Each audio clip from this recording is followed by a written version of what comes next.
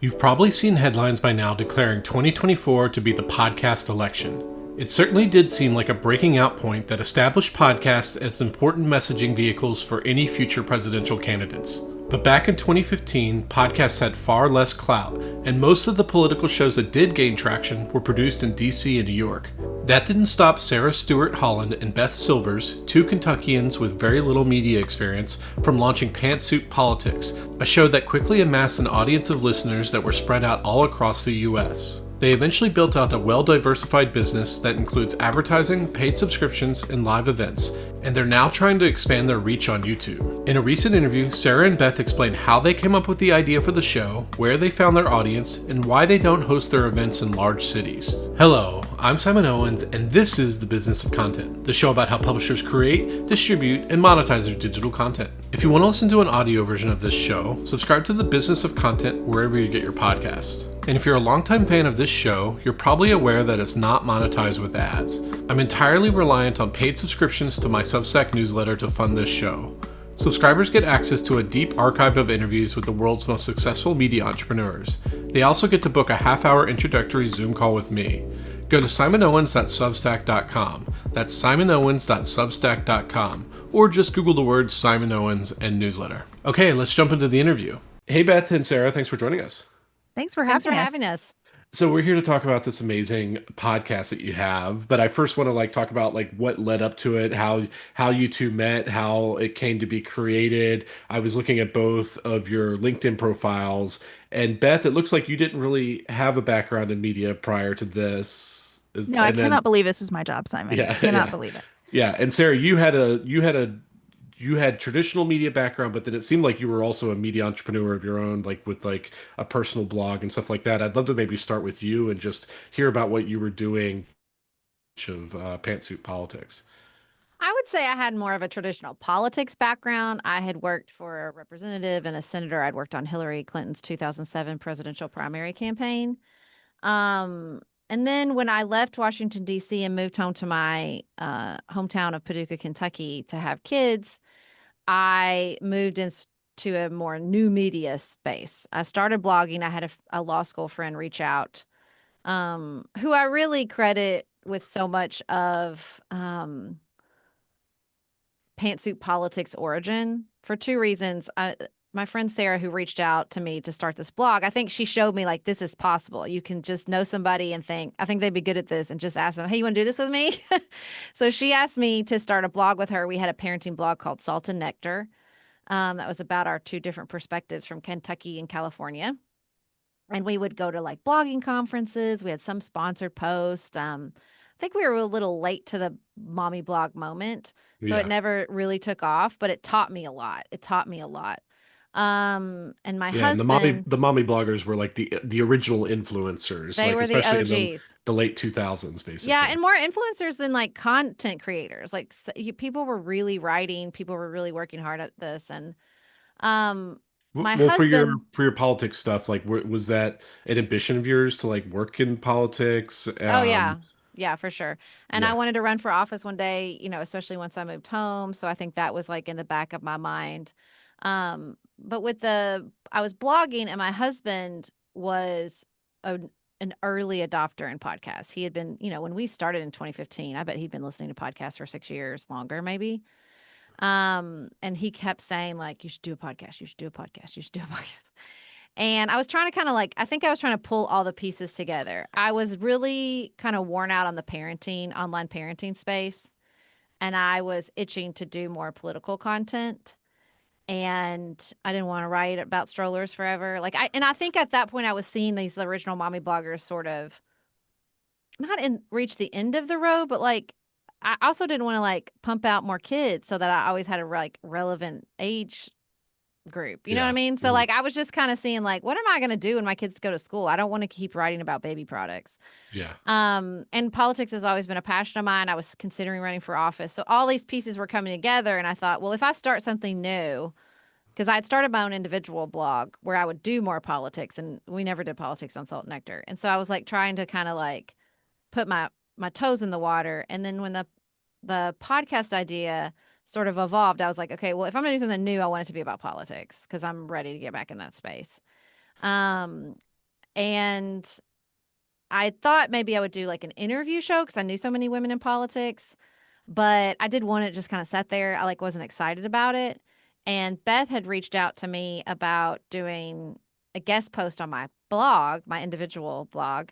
And I thought, okay, well, maybe this could be interesting. Maybe we could do a podcast where we just talk about politics from two different perspectives. And that's sort of where the idea originated from. And had you two known each other, or was this just like a cold email that you reached out to her? Oh, no, no. Go ahead.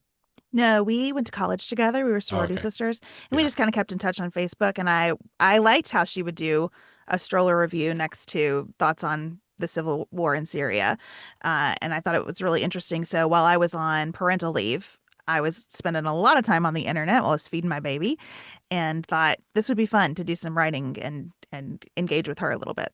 And you have a law degree? I do. I practiced law. I was a restructuring lawyer, a business restructuring lawyer during the financial crisis of 2007 and 2008. So it was just right into the fire of like the Lehman bankruptcy and, everything falling apart in the world, which got me very interested in the news even more than I was already. Then when I had my first child, I decided to move over to the business side of the firm. So I was a human resources executive until we started the podcast, and it seemed like maybe it could be more than a hobby. And do you both live in Kentucky? Is it the same town? No, we No, are 4 hours apart, five Oh, hours wow. apart. Okay. Hmm. Interesting. And so you reach out, you ask to write a guest blog post. Hmm. Sarah, was it right away that you were like, you counter pitched her on doing a podcast instead? Like, what was the timeline there? I think it was pretty quick. She'd written Yeah. two. She'd written, I think, one in a response to a post I wrote about Syria because I literally would write like a thing about strollers and a thing about Syria. I did not care. Yeah.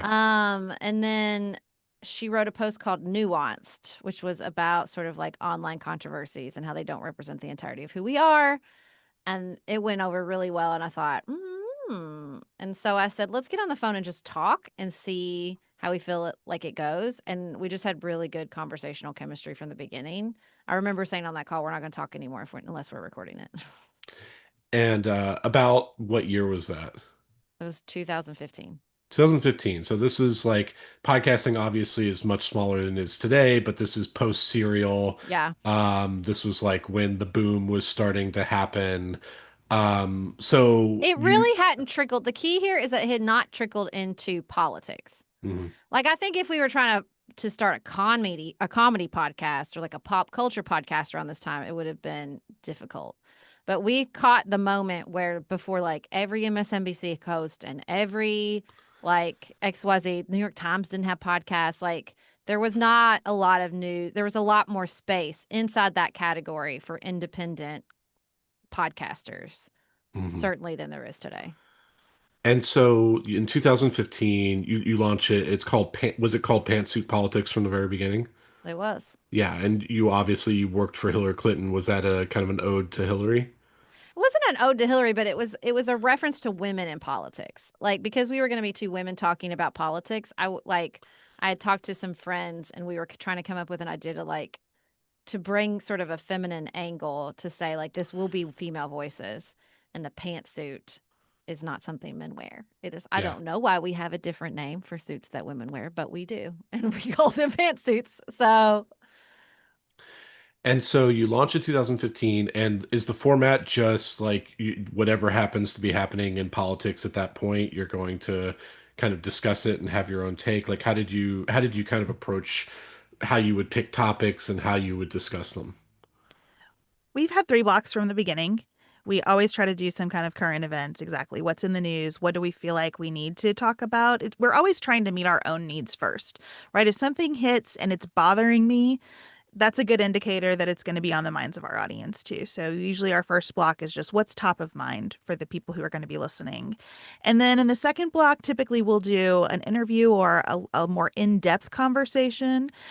Sometimes we push the audience a little bit there. We'll bring in more foreign policy or a longer term trend, something that's not, front page news, but is still important to us. And we have always ended with something completely outside of politics because we feel like podcasting is such a unique medium and that you want to kind of feel like you're friends with the people you're listening to. And that outside of politics section gives us a chance to just be full humans, and also have a little bit of an exhale after what can be some intense discussion around politics. And is that like stuff on your personal life or like pop culture? What is that last All of segment? the above. Uh-huh. Should you make your bed every day, to here's what I did this weekend, Yeah. things going on with my kids. It's just all of it. Yeah. And it strikes me that maybe you weren't thinking about it this way at the time, but like obviously the power of podcasts, what they talk about is this parasocial relationship they're able to have with the hosts. And I'm sure, as you started launching into paid subscriptions where that parasocial relationship obviously pays dividends, that probably helped you. Were you thinking about it in that way, or is that too cynical? Like, was it just like a way to just have fun?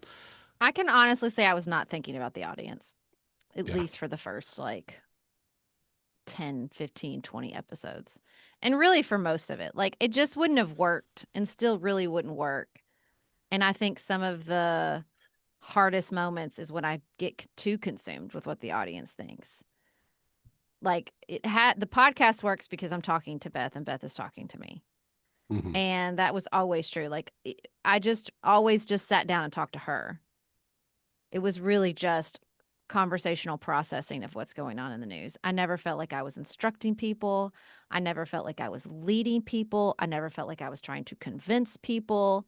I'm just talking and trying to figure out what's going on with her. Like that's what I'm doing. Now, paradoxically, the listeners started showing up outside the podcast. So they would email us in the beginning, they would be on social media. Then we started meeting people. Now some of the listeners that have been with us a long time, I mean, we're friends. We hang out. Like I visit them, they stay at my house. Like, so I think over time, like the podcast and the conversations was really always and continues to be about Beth and I, but like it didn't stay on the podcast. They communicated with us outside, and all that outside communication, I say like because it's almost like it's not parasocial. You're just witnessing a real relationship. And so by virtue of witnessing a real relationship, you are going to get to know me. Yeah. If you listen to like two friends talk on the phone for 4 hours a day or for 4 hours a week over 10 years, you would understand those people really well. Yeah. Like, But you also feel like you're friends with them, even though they have no idea who yeah, you are. yeah. So what But was we the, do know who they are because they're very communicative. You yeah. know what I mean? Uh, Like, that's the other weird, like, it's not a one-way street. Like, they talk back in a really productive way. and what was the episode cadence when you first launched? We were just doing one a week, Uh-huh. and pretty quickly we realized that's not going to do it. The news moves quickly, and we do have people waiting for the next episode, and we have a desire to do it. I mean, it's wild looking back. I do not know how we did this at the beginning. We both had newborns. I was working full time, pretty demanding job. So we were getting our kids in bed and like 9, 10 p.m. sitting down to do this. But I think what Sarah said is right. Like it met a need for us. I was shocked that anyone was listening at all from the beginning. So we really weren't like trying to make a product. We would never have used that word at the beginning. It was just it was just fulfilling, to be able to sit down with another adult and talk about the news. And I think that drove us to make more, even when fitting it into our lives was pretty tough. And how long did it take you to start feeling like you were finding an audience, and how did it find that audience? Like I said, the name of the game back then was being featured by New and Noteworthy on iTunes. Hmm. And so when they did that, the audience found us really quickly. We also went on a show. What was the name of that show with Decode DC. Decode DC? We went on. I don't know how the host, who's a really lovely person, found us. What's his name, Beth? I can't Jimmy remember. Williams. Jimmy Williams. Yeah. I don't remember any of this stuff because Beth does. It's like a marriage. You just don't. You know what the other person's good at, so you don't do it. Jimmy is great, and I don't know how he found us, but he really liked us, and he was going to start a podcast. So, like I said, we were first in the space. So he reached out to us and was like, "You're the experts." I think we've been doing it 3 months or Yeah. something. Yeah. And he was like, "You're the expert. Get on and let's talk about this." And he featured us, and his featuring us, I think, Also got a lot of the like real news junkies and political junkies in our audience.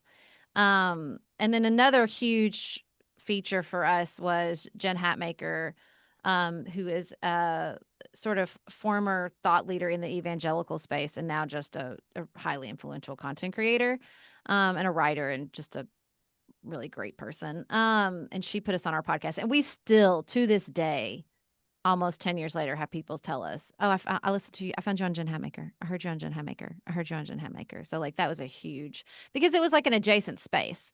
So it was like being featured in the politics space, picked up a lot of those people, but then also being in a space that people are kind of put off on politics was really key. And that's always been the sort of composition of our audience. Half people that can't consume enough politics and half people who don't want to touch it with a 10-foot pole, but know it's important. So I want to find a safe space to listen to it. And what did that growth curve look like in terms of, several months in? Did you have hundreds of listeners, thousands?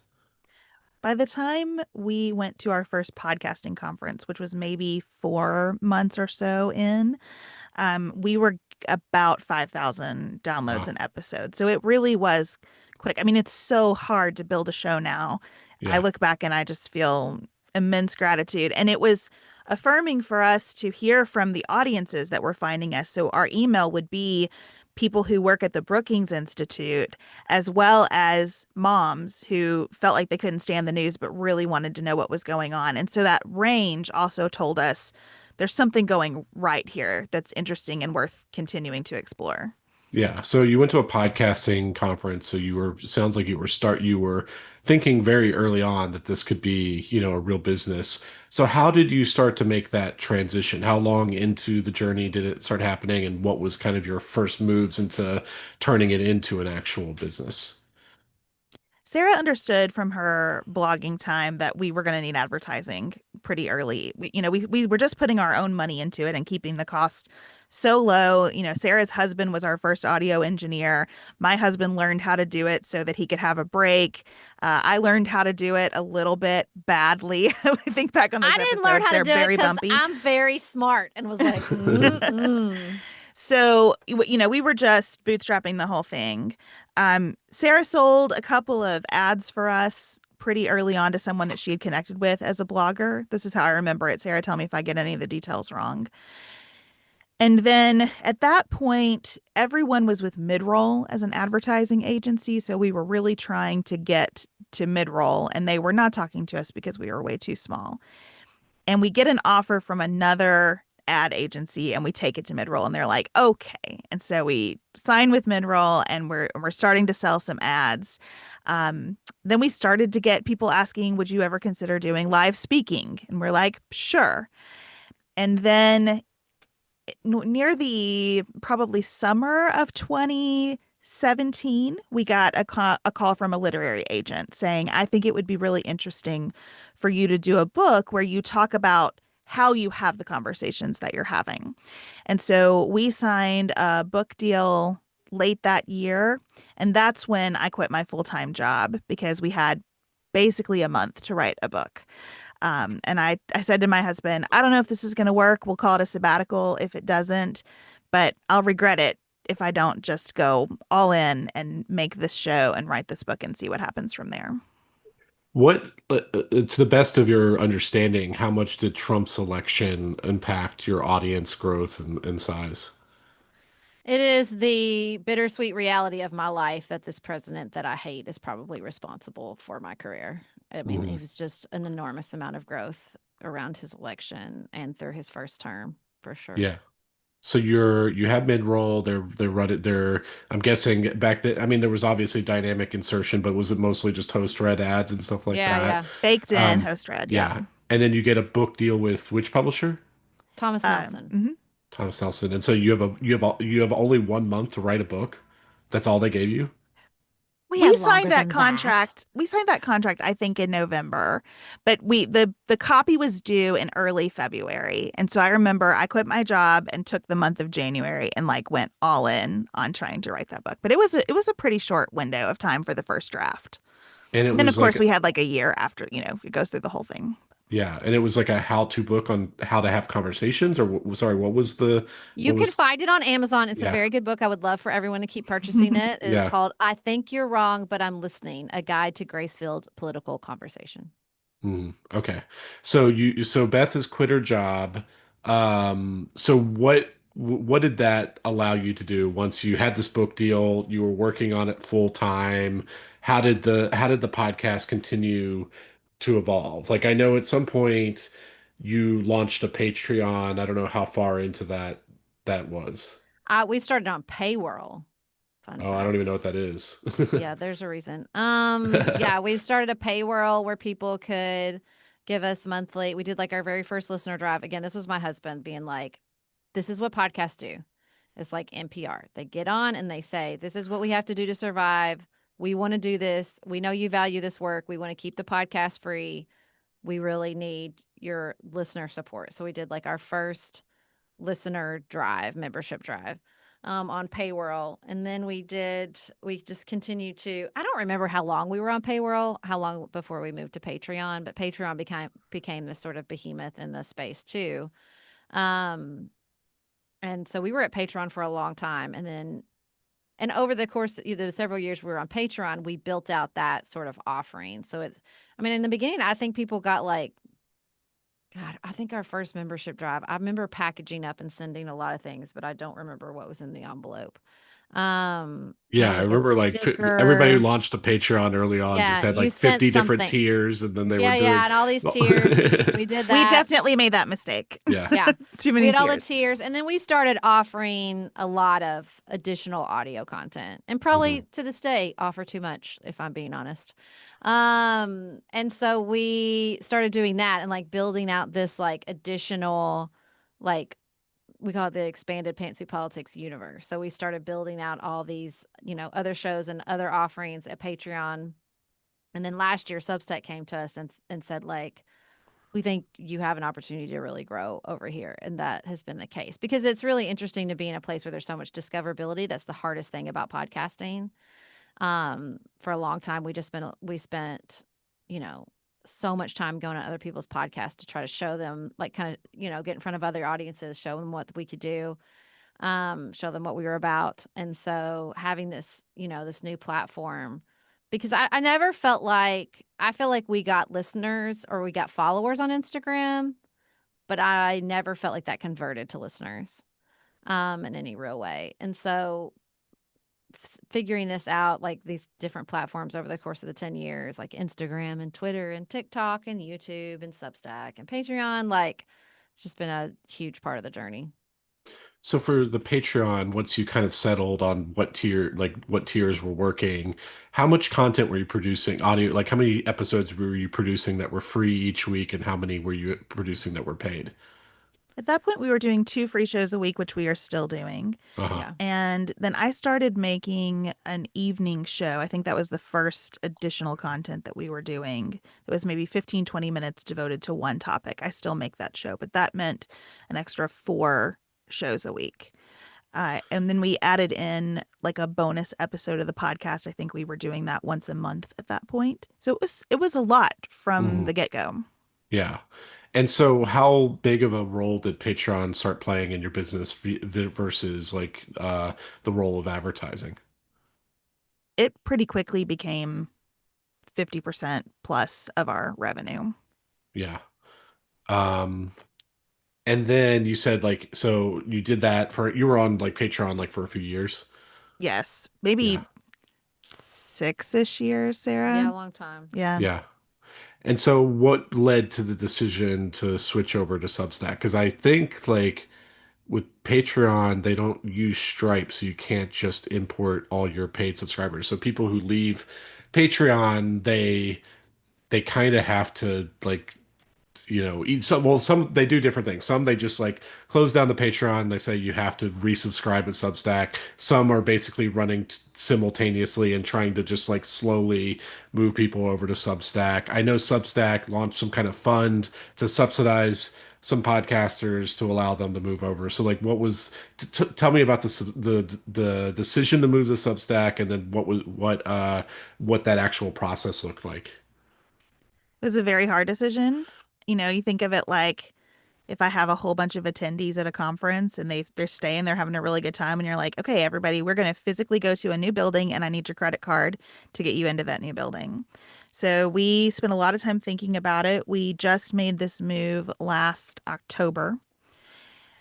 We knew going into the election that Substack was doing a lot of featuring of election related shows, writers, thinkers, podcasters. And we talked a lot with their team. We got comfortable with them and we did a hard move. Like Mm-hmm. we told everybody for a couple weeks, we are going to turn off Patreon on this day. There will be nothing new here and everything new will be on Substack like tomorrow. And so our team worked really hard with the Substack team to make that happen. There were bumps in the road, but fortunately, Substack's customer service was great around it. They really reached out individually to people to help them resolve their technical questions. And a couple of weeks in, we started to feel like this is going to be okay. We just took a massive gamble with our business, Uh-huh. but a couple weeks in, we thought this is going to be okay. And now, down the road a bit, we have seen the kind of growth that they projected for us and anticipate that growth could continue and are still honestly, and I mean, I'm not trying to be a Substack commercial here, but we still honestly get really great support from the team there at Substack in a Mhm. way that we appreciate the people we worked with at Patreon, but we never had the kind of proactive, I'm thinking about you, here's what you could be doing to keep growing your audience that we get at Substack. And other than like the personal support, like what about this? Was there something about the Substack platform that appealed to you? Like obviously they have, I mean, at least the last time I used Patreon, the newsletter functionality wasn't that great. Stuff like that. Like, did you like the idea and also you could, well, now you can sort of on Patreon, but like you used to not be able to build a free audience on Patreon. You had to build your free audience elsewhere and, send them over to Patreon versus Substack where you do both simultaneously. What were some of the things that appealed to you with Substack? I mean, I still think that they're like fully not letting people give subscriptions, which was always mind blowing to me. Don't we want to make Patreon. money? Hmm. Yeah. Yeah. I'm like, and we would ask and ask and ask and ask, how about gifting? How about gifting? How about Yeah. gifting? So, like, stuff like that, I think that we had to pay for a lot of other services, softwares and services that are included in Substack, which is really nice. Like, we went Mhm. from using a captioning and using a newsletter and using just XYZ, blah, blah, blah, blah. And we just cut all that because it was all included in Substack. I think that owning the subscribers, like owning the list on Stripe is really, really appealing. Just knowing Because that theoretically, if you wanted to leave Substack, unlike we with would still have, Patreon, yeah, you would have all that information still. yes. And the other thing is just the discoverability. Like it's a place to be. Like, it's just a place to be where people can find you in a way that is really robust Yeah. and leads to new people finding our podcast. So tell me about like the content mix in terms of like, obviously Substack has its own native video player. I saw you're on YouTube. It has live video. It has community features where only paid subscribers can comment on episodes or articles and stuff like that. How are you kind of using these tools in your mix? Like, in terms of like interacting with your community and stuff like that? So we publish our free podcast still, and Substack is the place where our community can chat about that free episode. Hmm. And we do gatekeep our comments. They are paywalled because we feel like there's a real benefit to our members in knowing that everybody here is like bought into listening to the thing before commenting on the thing. And we all have kind of a similar philosophy about how to have a good discussion. They don't all agree with each other or with us, but we're all kind of on the same page about what we want this to feel like. And so we use that discussion robustly. We use the chat feature quite a bit from Substack. We've had some fits and starts trying to figure out how we want to make that work, like just threading. But we use that quite a bit. Sarah makes a video news update every morning. I still make that audio evening update. So we use sort of the podcast functionality of Substack and the video. We're doing some Substack lives and experimenting with that. It's pretty easy to use and for people to join. And so I think that most of the tools we're using, we also do what feels like a newsletter every Friday, just a post. And that's really what we've tried to orient ourselves away from this type of content or that and just think, what do we want to post? How often do we want to be in front of people? What do we want them to do with what we've sent them? Interesting. And have you staffed up or do you use contractors? Like what's the infrastructure for your podcast? We have 2 full-time employees and a contractor that we've worked with for basically the entire time for audio engineering. And So what are we are a the very small team. yeah, what do they do? They just do kind of like admin work or behind the scenes work? We have a COO, Elise, who really runs our business and runs our calendars and does an enormous amount of work. And then we have a community engagement organizer, Maggie, who really does all the community side, all the social, all the Substack comments, the relationships with our listeners. Hmm. So obviously, like the biggest like trend in podcasting right now are video podcasts, and then an extension of that, chopping up those videos into Instagram Reels and TikToks and stuff like that. How much are you playing in that game? More and more every day.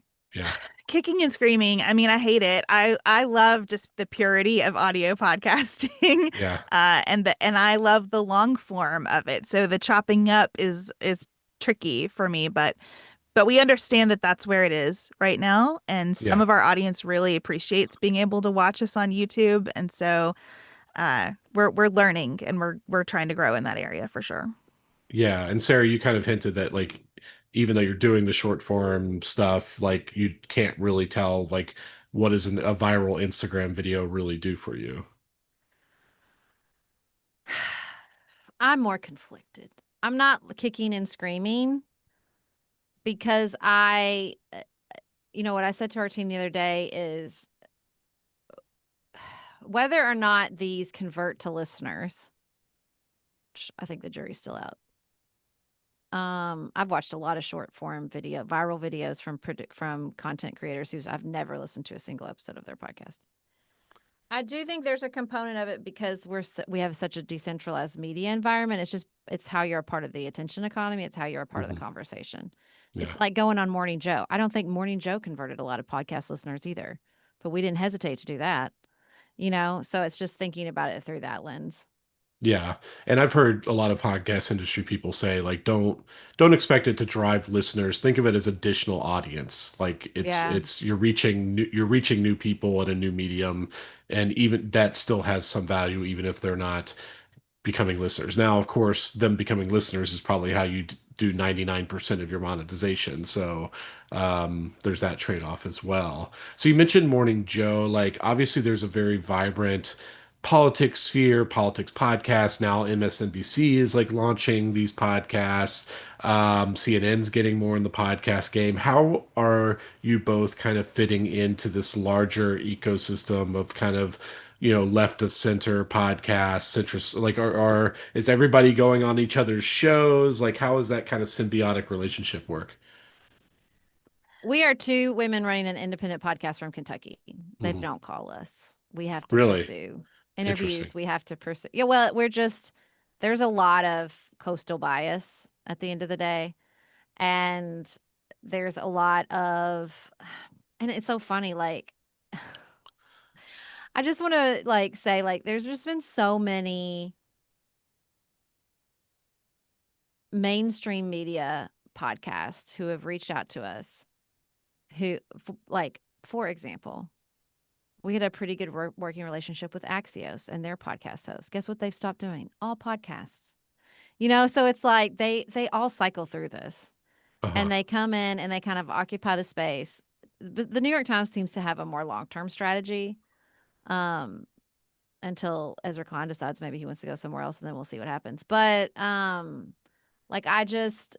it's just funny to watch. And they want to they'll figure out the people who are good at their jobs will when they're all launching these things will figure out that we're a good place to be, that we are long term, we have a really dedicated audience, that we're not flashy, we're not in the top 10, but the people who are pretty smart find us, but Hmm. those shows don't last. They just don't last. Hmm. Yeah, I've noticed in the last like 6 to 12 months that like I've seen a huge uptick of pitches from PR people for getting their clients to come on my show. It seems to be there is some kind of like I think obviously the quote unquote podcast election of 2024 kind of changed the narrative. Have you seen anything like that? I don't know, any kind of like shift change that you've noticed in the last 6 months in terms of how the kinds of people are approaching you or anything like that? I mean, definitely more members of Congress want to try doing long form podcast interviews. The challenge is that they're not very good at it. Hmm. And so you sit down with someone and you try to take a conversation new places. And we don't want to sound like two women from Kentucky playing at CNN. Yeah. Uh-huh. You know, we want to do something that is much more casual, that's much more wide ranging. Like we said from the beginning, we've had a whole segment that doesn't have anything to do with politics. You know, we also kind of laugh at all the articles about whether the left needs a Joe Rogan. We're like, you know, we get it. We've been here doing this a long time. Yes, you need to have conversations that aren't just here are my five talking points about how heinous this bill is. Hmm. So we see more people willing and wanting to do some of this work with us, but we also are trying to figure out how we can do that in a way that's really interesting for our audience and that really fits the kind of attitude that we've tried to have about the show from the beginning. Hmm. So I noticed that I was listening to one of your podcasts that you're represented by Lemonado Media now. When did that happen? About a month after coming on to Substacks at the end of last year. Uh-huh. And so, like, is that just they offered a better deal? I mean, obviously, you might not be able to get into it, but like, what's your kind of thinking in terms of like what they can offer you? Yeah, I mean, I think with ad networks, we've changed several times over the Hmm. years, and we will probably change several times over the next year. That's just an industry that evolves even faster than podcasting, in my experience. Like the ad networks are like just constantly sort of shifting, changing, being bought. Um, and so I think that there's just an aspect of like churn with ad networks that is inevitable as a podcaster. Hmm. In terms of like demand, like what's the advertising demand been? Like, is it a lot of programmatic ads? Are you doing a lot of host read ads? Like, how easy is it to find advertisers? We do a lot of host read ads still. We have some programmatic, but we mostly do host read ads, and Hmm. we sell pretty well. I mean, we kind of punch above our weight or whatever that expression is Yeah. in terms of audience size because our audience is very loyal and they look for ways to support the show. And I think that, you know, our hope with Lemonada was to kind of be in a brand space that really understood our core audience and would find advertisers that would appeal to them. So it is not what it used to be, you know, post the Apple Podcasts reformulation of how we count downloads. You know, we experienced that adpocalypse along with everybody else in terms of the money that we make, but we still sell pretty well. Hmm. And then you also mentioned that you both do live events. Can you tell me about that strategy? Hmm. Well, that's one that's changed a lot over time too. I mean, I think that so many podcasts make a lot of money off live events. Hmm. But a lot of podcasts have a very focused coastal audience, and we are spread like peanut butter across the entire country. So, our live event strategy, especially because we have such a small team, has been different. We don't do a ton. We do, a select amount every year. And so that's kind of worked better for us. I'm always the one who's like would love to do more live events, but they're just an enormous amount of work. And so that's always a balancing act for us and our small team. And is that like a tour or is it going to an already existing festival? Is it one-off kind of things? Like how do you strategically approach it? What's been most successful for us in terms of actually making money is one off and make it a huge deal, like a community gathering for all the people who listen to Pantsuit Politics. Do it in a place that means something to us. The most successful one we've done so far was in Sarah's hometown of Paducah, Kentucky, which is a Wow. place you wouldn't think people would travel to, but they did. And our audience basically came in and like took over the town for a weekend, which was a super special, fun experience. We have one coming up in July in Cincinnati, which is about 15 miles north of me. And we have a lot of people flying in for that. So we've tried to almost create our own festival around a live event. And it has been a win in every way. People have a really good time. They connect with each other. They're much more likely to stay with us as listeners for the long term. It's like a good Mm-hmm. retention mechanism in addition to being something that we can be in the black on at the end of the day.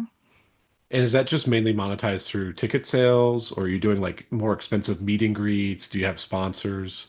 All of the above. Mhm. Yeah. All of the above. So we do in-person ticket sales, virtual ticket sales. We have a couple of sponsors, and then we do additional events at another charge. Uh-huh. And that's where you're kind of renting out the venue. You're basically handling every part of the logistics. Yes, which is another reason we don't do a lot of them because it's Okay. just the opportunity cost of that is massive for such a small team. hmm So when you look ahead, like 3 to 5 years, obviously as the industry continues to mature, is there anything you hope to be doing then that you're not doing now? Where, like, what are you thinking in terms of expansion? Would you ever want to there's all this speculation of like what happens to MSNBC now that it's being like, spun off from its parent company and like run as its own separate division. And are they going to, start basically, I don't know how much you follow like Pat McAfee with like ESPN, like where he has his own podcast, but then it gets licensed into ESPN, and there's speculation that like something like an MSNBC might do that, where it starts working with podcasters like you, who have already existing audiences and starts licensing that stuff. Like, what are some of the opportunities that you think are down the road? I mean, cable news can die a slow death as far as I'm concerned. I think we'd all be better off. I think the Democratic Party would be better off because they all want to be on cable news, even though it's completely pointless. I don't know. I would like to see us expand with regards to video on YouTube. I just think there's an enormous opportunity there. Like it's the number one podcast player. So Mhm. like I really want to be in that space. That's sort of like a focus of ours is expanding our audience on YouTube. Um but I'm also like I think what has been the best part of this business is that we aren't like expand expand expand. Like we've kept everything pretty lean, which I think is why we are, going on 10 years. And so there's also a part of me that's like be careful, don't expand too much. And we kind of always keep that smart growth strategy in mind for sure. I'm never trying to close doors before they open, but I will say it's really hard for me to imagine doing this if we don't own it. You know, Mhm. Mm-hmm. we have been happy doing this and because we own it. We make all the editorial decisions. We're not beholden to anybody. We're not speaking on behalf of either party. We work on the schedule that works for us. If we want to take a month off in the summer, we do it. We're able to flow with our families' lives and our kids as they change because we work for ourselves. And so that's valuable to me in a way that I don't know that a check could compete with. Would you ever want to build out a network of creators, or do you think that you would just be focused on your just this main personal brand type of podcast? No, thank you. I don't like being a boss. It's Yeah. not my jam. I'm not looking to be a boss of more people.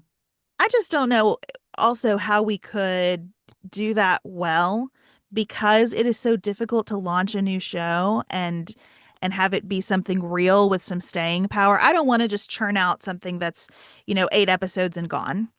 And I couldn't coach anybody around how to do that because that's not what we do. But I also don't have confidence that I could take 10 new shows and mentor them around what we've done and guarantee any level of success. It just the industry just feels so rocky to me that really all of my time and attention is consumed right now with just following the news, keeping my feet on the ground, running our business, and I'm pretty content. I just feel like people do that because they want to sell eventually. And I think that's gross. And I think it's bad for the content. And I think it's bad for the industry. And it's just not something I'm interested in. I was talking to a friend about like a project, and she was like, I just don't want to do anything that's infinite. I'm happy to do and explore lots of things that are contained, but I don't want to Mhm. start anything that I have to keep doing until the end of time. And that is definitely where the space I'm at. Like, I'm just not like I like like talk to me about a series, talk to me about a slow read, talk to me about all kinds of stuff, but I am not looking to do anything that doesn't have an endpoint. Okay, Beth and Sarah, those are all the questions I have for you. Where can people find you online? We are pantsuitpoliticsshow.com. Obviously, you can listen to our free episodes wherever you get your podcasts, which I always feel like needs to be said with some kind of its own font or something. Yeah. And then Pantsuit Politics on Substack is where literally everything that we make and do can be found. Thank you so much for having us, Simon. Yeah, Yeah, this thank was a you. lot of fun. Thanks for joining me.